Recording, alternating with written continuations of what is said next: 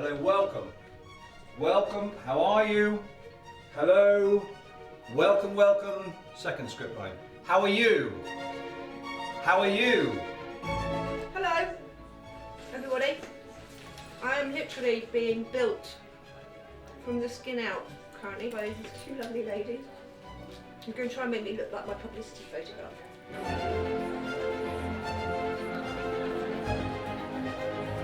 All right then, we're all good to go. Brendan, you happy? So what we're going to do is go to silence, please, and go to black. Lose the house lights. BT10 next.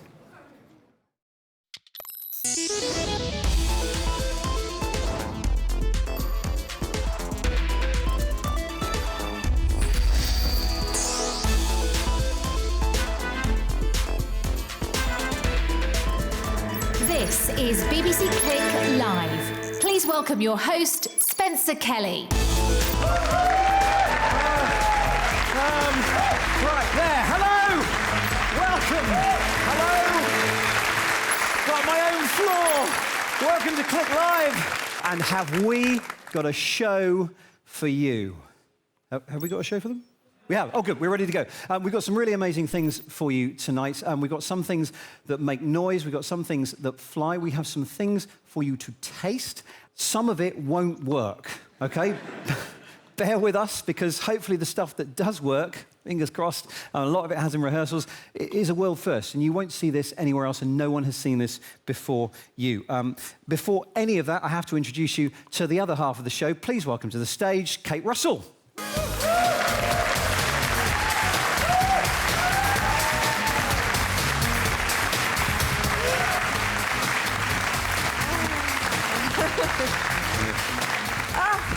Brilliant, when they said I'd have my name in lights, I was expecting more Broadway than Boardwalk, but it's a start. Well. It's going to be a really, really crammed show, and I don't want you getting too comfortable because there's a lot of audience participation.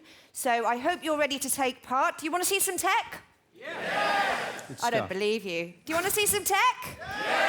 I think so. All right, so first of all, we need you to settle down, because our first guest tonight is very mysterious. His name is Psychic Joe, and I'm told things are about to get very strange.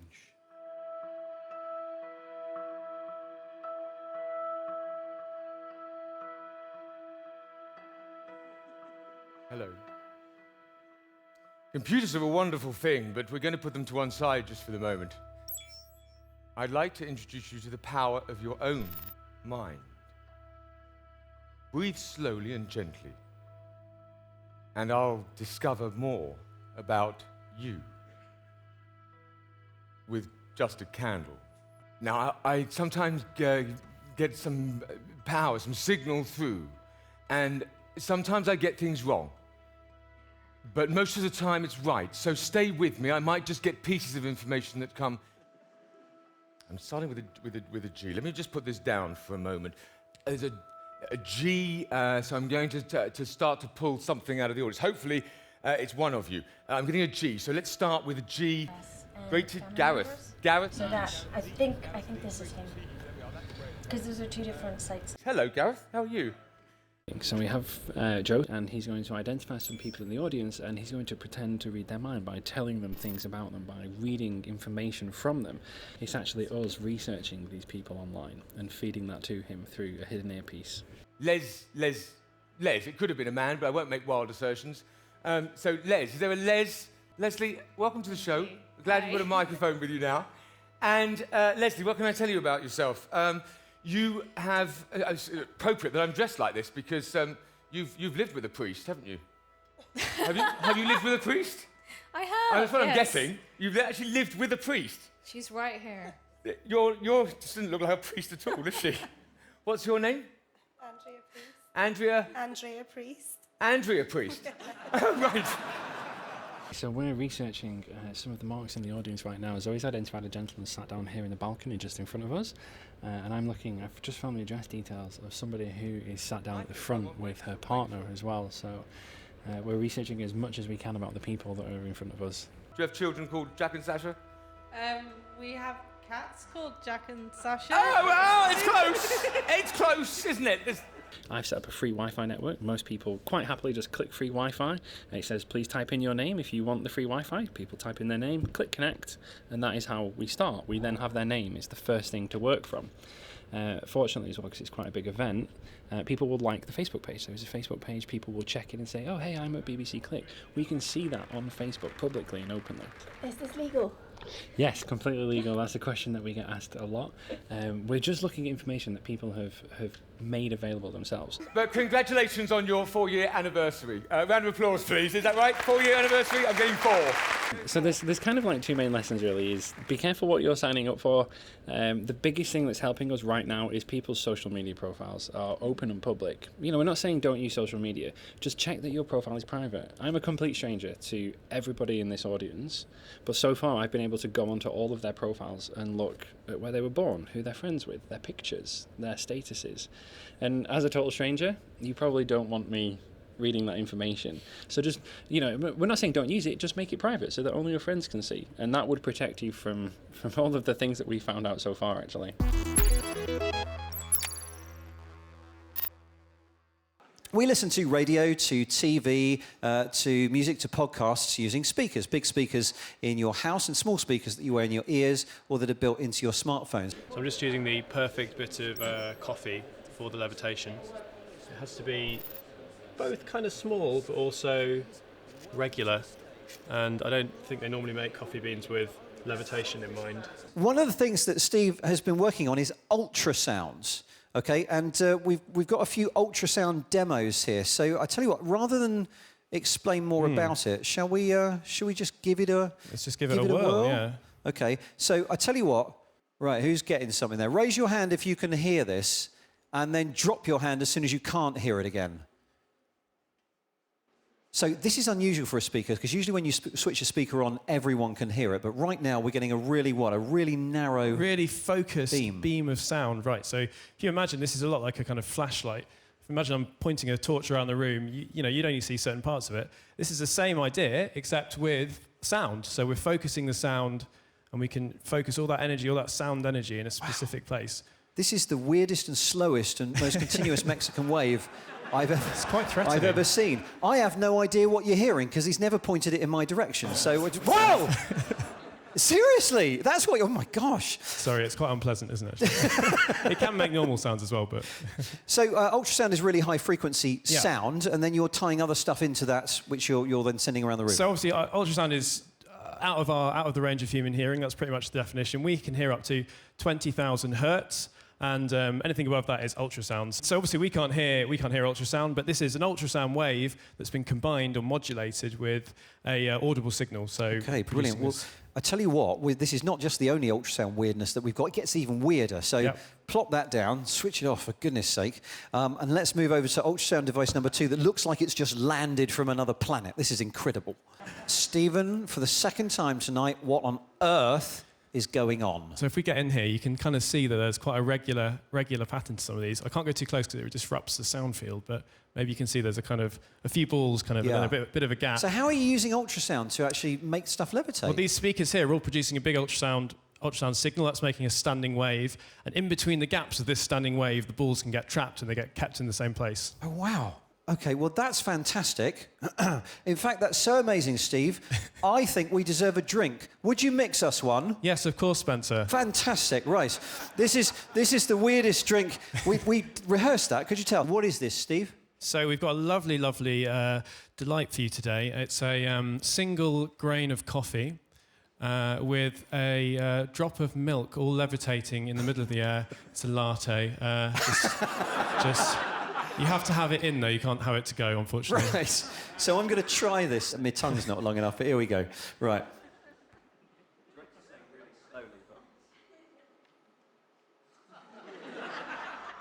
Oh, you got it.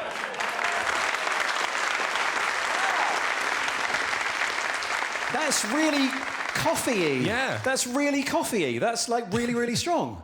Is that supposed to be that strong? Yes, yeah, that's what we found. Yes, so sugar tastes sweeter and coffee is bitter. So fantastic.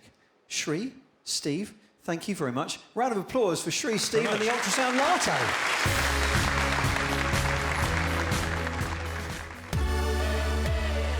There were so many amazing demos and displays in the show that we just can't fit into this programme. Here's a look at some of the other highlights from our evening of delights. We transformed our tech-loving audience into musicians as Kate and I conducted the biggest ever microbit processor orchestra. Let's have some more microbits over here in the air. Okay. And let's have a few at the back, a few at the back. Hold those up. Oh, great, I can see them all in the sky. We are still waiting on the Guinness Book of Records to get back to us, though. We explored the potentials of AR with our lucky audience members left cowering as a full-scale aircraft suddenly appeared over their heads. Hello, world! 300,000 people joined us on Facebook Live during the evening as we asked them whether robots should feel pain. Edward Nemil, thank you for this question. Emil on Facebook says, sacrificing a robot for the greater good might be necessary. Why would you want it to feel pain? If we're going to keep having a servant class of robots, then we shouldn't go down that route. But the aims at increasing intelligence may make that impossible. We watched drones that study the landscape and drones that dive as we looked at how they could help in the future. Hello everybody, I'm an environmental scientist and I'm interested in how landscapes and particularly plants function. And we use what we call remote sensing techniques, so we fit cameras to drones and aircraft, and we even use satellites to monitor the health of ecosystems. So what we do is we use thermal imaging on these drones to monitor the status of the hydrological status of ecosystems. And it's not a Click Live without a little bit of magic. Using artificial intelligence, of course. My name's Tom London. I'm a magician, hacker, and programmer. You see, with technology, machines can think 1,000 times faster than we can, and because of this, I've worked out a way how to accomplish the thing I've wanted more than anything. To my right here, I have got a Career Code Nova. That's an AI machine that you can purchase and learn to build AI using something called OpenCV, an open source library that allows you to create AI. That's hooked up to the cloud through the internet, which allows me to use multiple instances of servers to do a large amount of computing in just a second. And on the other end of it, I've got an Alexa, which I'm sure you're all familiar with. So what I thought we'd do is try and see if we can get it to read someone's mind. So who would like to have their mind read?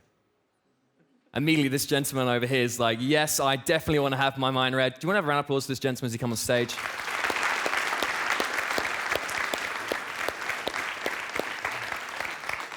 Hi there, what's your name? Mark. Tom, lovely to meet you. Come over here, Mark. So here's what we're going to do. I need to calibrate Alexa, and in order to do that, I just want you to stand in front of the camera here, just look into it, and just say that for me, if that's all right. Alexa, ask your mind to calibrate colour. To calibrate, please look into the camera.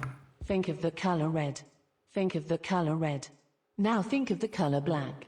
Think of the colour black. Think of the colour black. Calibration complete. Fantastic. The calibration is now completed. So hopefully, what should happen now is we should be able to get this right. So just to make this more visual, what I'm going to do is I've got a pack of cards over there. Can you grab those for me? Open them up. Now, never before does a magician ever give the cards away to a spectator. It's kind of rule one in the magic world. But because I'm not going to be doing any magic today, I've got no problem with doing this. Do you want to take them out, give them a little shuffle? Yep. Yeah, you can leave them over there. I don't want to see it. I want you to, they're all normal, they're just playing cards. I want you to have a really visual aid of what color you're thinking of. So I want you to pick any card with a color on it. You can put the rest of the cards down there, and then head over to my AI.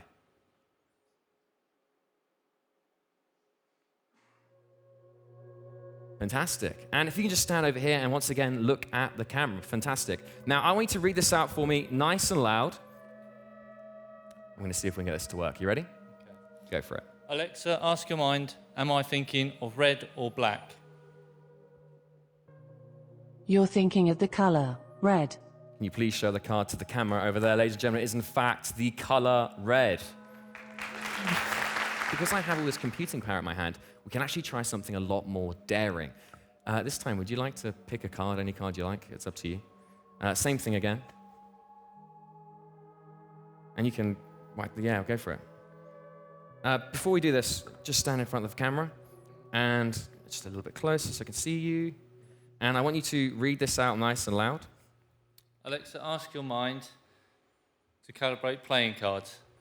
To calibrate, please look into the camera. Think of the following: ace, 2, 3, 4, 5, 6, 7. Think of the number 7, 8, 9, 10. Jack, Queen, King, calibrated. Okay, a little bit nervous. It had to do 7 twice. Okay, can you just look into the camera for me and nice and loud read out that statement? Okay. Alexa, ask your mind, what card am I thinking of? I'm not quite sure how to help you with that. Alexa, ask your mind, what card is he thinking of? You're thinking of the 6 of clubs. Mark, please show the card to the camera, ladies and gentlemen. It is in fact the 6 of clubs. Can we have a massive round of applause, please, for Mark? Thank you so much. I'll take those. Take a seat. You can wag that over there.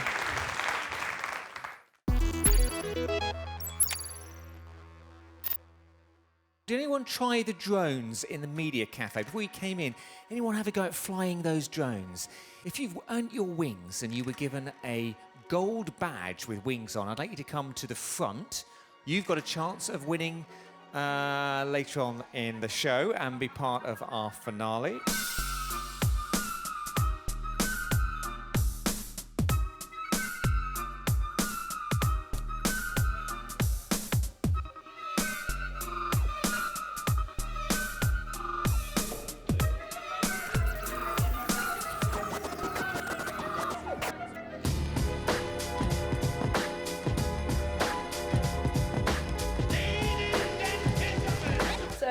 The psychic career didn't last very long. No, did not it? very long, no, because I made a few mistakes and I thought I'd change it for something more profitable.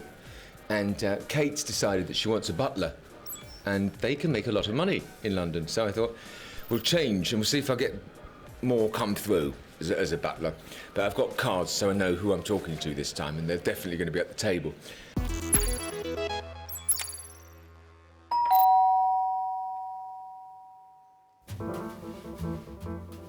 Announcing Miss Kate Russell and Dr. Viva Kalnikaita.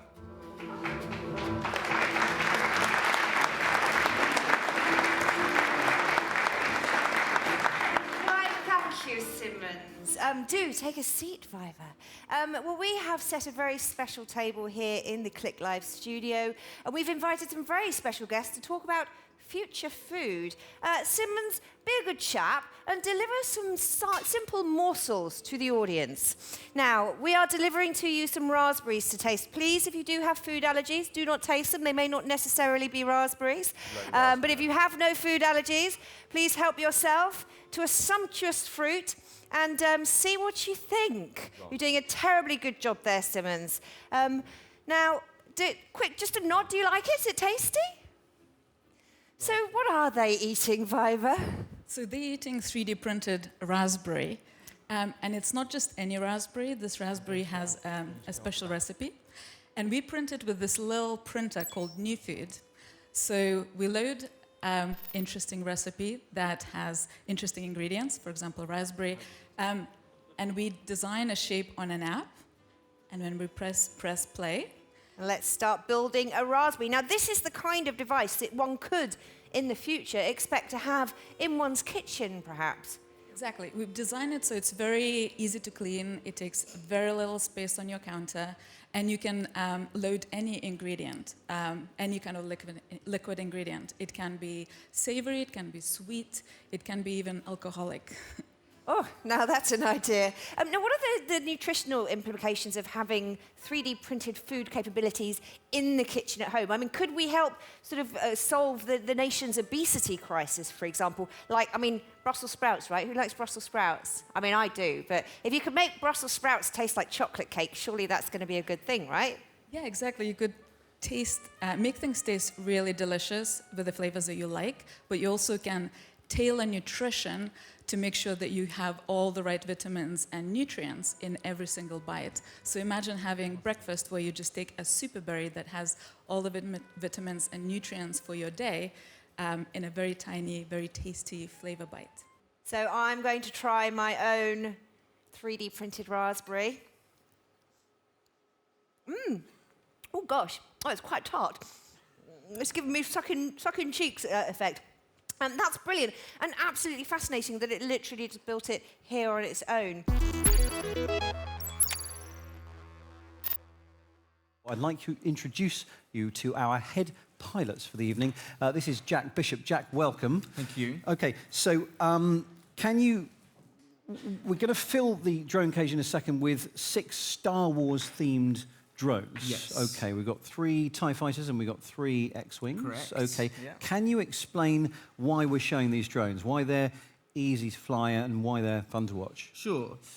So we're from Propel, and we've created a line of Star Wars drones. And what we've done is we've brought in a brand new era of droning, which is drone gaming. So these drones aren't just toys. They actually house some of the latest and greatest technology that's available to us today. They're super, super easy to fly with the help of something that's called a barometric air pressure sensor, which knows how high the drone is and it maintains that height. We've also built an app, which a few of you had a go on earlier, that actually teaches you, if you're a brand new drone pilot that's never flown before, it takes you from being a complete beginner to an advanced drone battle pilot. And that's without using the drone so you don't crash it, write it off, Correct. or scare the cat. We use a Bluetooth connection from the controller to the phone, your Android or Apple device. It's virtually zero latency, so it's like 98, 99% accurate to flying a drone in the real world. So the barometric pressure keeps it at a certain height so you don't crash it. Correct. There's also one other fun thing that they do, which is... They fire lasers against each other. That's what we're going to do now. So to demonstrate this, we've got 6... How are you feeling? Nervous, like really nervous. I feel like, I don't know, I'm just nervous. Do you think you can, how's your pilot training going? It's good. I understood everything I was doing, even in the demo, so it was good. Excited? Yeah. We've got our 6 specially trained, and they now have been trained in the 5 minutes since they've left, specially trained pilots to have a battle to the death. Okay, Jack, All right, take it away. perfect. So the pilots are ready, Matt is ready. Without any further ado, let's get this battle started.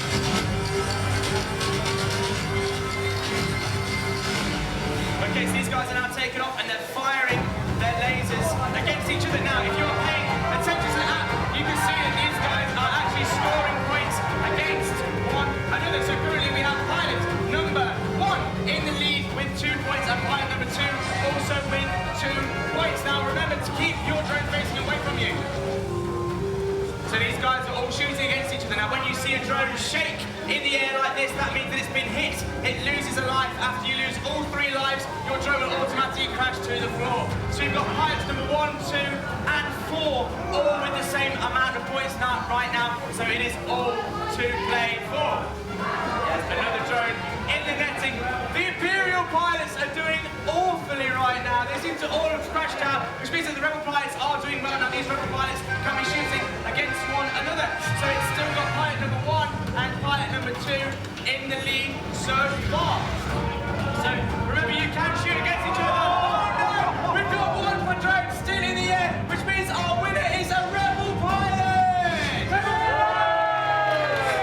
congratulations for that Rebel pilot for staying in the air for the longest amount of time. You are the winner!